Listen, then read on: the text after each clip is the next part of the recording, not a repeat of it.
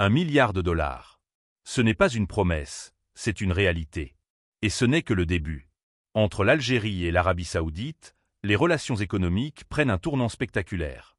Là où autrefois les échanges se limitaient aux hydrocarbures, les deux nations bâtissent aujourd'hui les fondations d'un partenariat stratégique aux multiples visages. Mais que cache ce virage ambitieux et pourquoi suscite-t-il autant d'attention? Il y a quelques jours à peine, dans les salons feutrés de la Chambre algérienne de commerce et d'industrie, 5 nouveaux mémorandums d'entente ont été signés. Une poignée de main symbolique, mais lourde de conséquences. Car au-delà des documents paraphés, ce sont des secteurs entiers de coopération qui s'ouvrent. Tourisme, matériaux composites, accompagnement juridique, start-up et distribution moderne. Un coup d'accélérateur? Plutôt un changement de dimension. Les chiffres parlent d'eux-mêmes. Près d'1 milliard de dollars d'échanges commerciaux, une progression remarquable. Et selon Abdullah bin Nasser Al-Buzeri, ambassadeur d'Arabie Saoudite en Algérie, le potentiel est encore immense. Une déclaration qui sonne comme une invitation, ou un avertissement à ceux qui douteraient encore de la profondeur de cette alliance. Pendant ce temps, sur le terrain, les contrats se multiplient. Dans un autre cadre, plus discret mais tout aussi stratégique, 2 sociétés algériennes viennent de conclure un accord d'exportation de 5 millions de dollars avec l'entreprise saoudienne Kouti. La tomate cerise algérienne.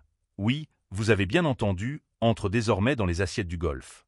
Derrière ce fruit rouge, une ambition verte, celle d'un secteur agricole algérien tourné vers l'international, appuyé par une volonté politique forte. Et ce n'est pas tout.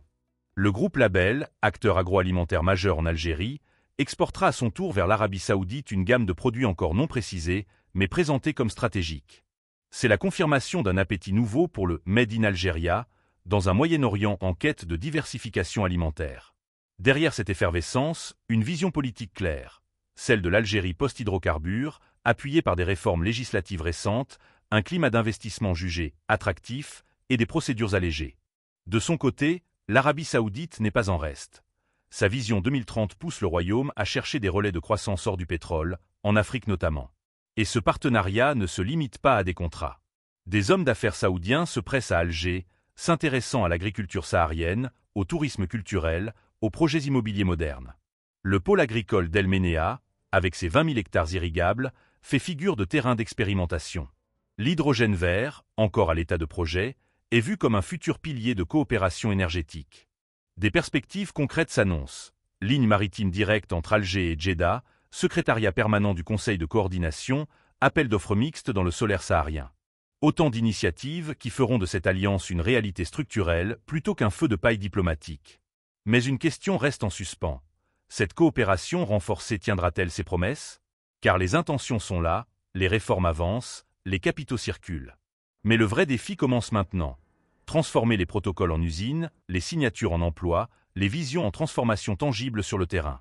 Et si l'Algérie devenait demain un géant du tourisme, un hub agricole régional, un acteur énergétique de la transition verte?